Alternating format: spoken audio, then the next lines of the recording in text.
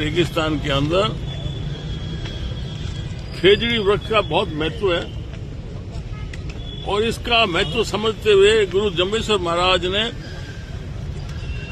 ये सबसे पहले दुनिया को, हमारे राजस्थान को एक रास्ता बताया था कि खेजड़ी की सुरक्षा करना तुम्हारे लिए जान से ज्यादा जरूरी है।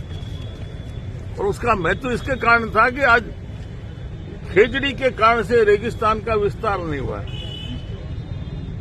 आप खेजड़ी को देखोगे तो इसकी जो बनावट की है ऊपर वाले ने, इसकी पत्तियों का रुख इस प्रकार से होता है कि हवा जब तेजी से आती है तो वहां एक व्हिर्लपूल चक्कर सा बनता है और नीचे जो रेत होती है वो उड़ के आगे चली जाती है, मतलब रेगिस्तान नहीं बढ़ने देते।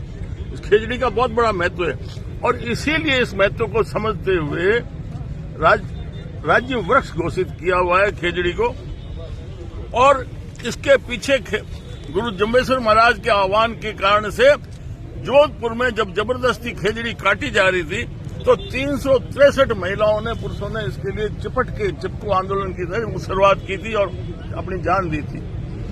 इस बात को समझना चाहिए राज्य सरकार अंधी हो रही है। केंद्र सरकार इस बात को सोच ही नहीं रही है कि हमें बिजली का उत्पादन करना है। अरे पहले हमें ये धरती रहेगी जब ना, बिजली किस काम आएगी? ये मानव रहेगा, ये वन्य जीव रहेंगे, पक्षी रहेंगे, जब ही तो होगा ना।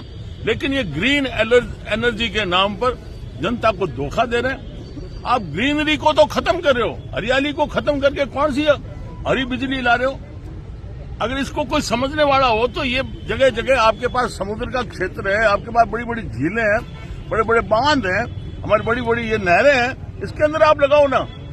हमारी किसानों की आज जमीनें चली गई, उसको किराया जरूर मिल रहा है पर उसके बच्चे हैं वो बेरोजगार हो गए क्योंकि उसके पास काम नहीं है।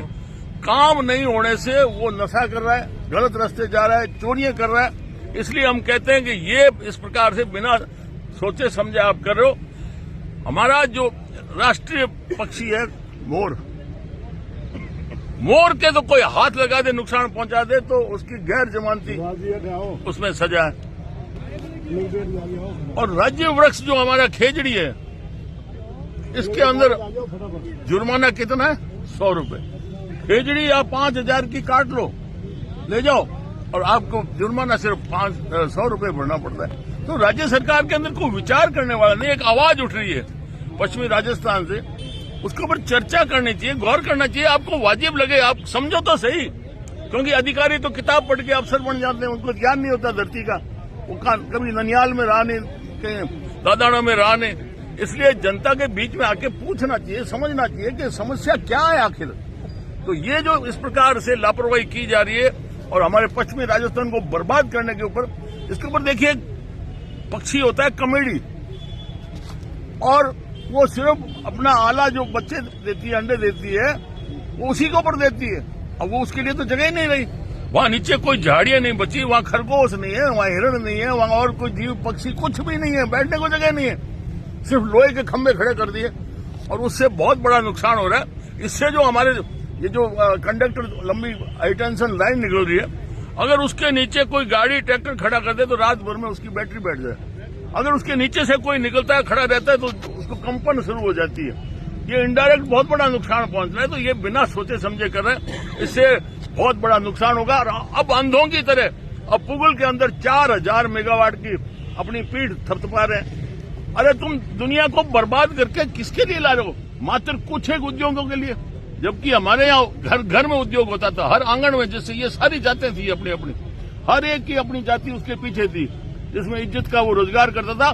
और एक गांव में इतना प्रोडक्शन होता था जो आज से 250 साल से पहले पूरी दुनिया में जितना निर्यात होता था उसमें 34% हिस्सा भारत का था।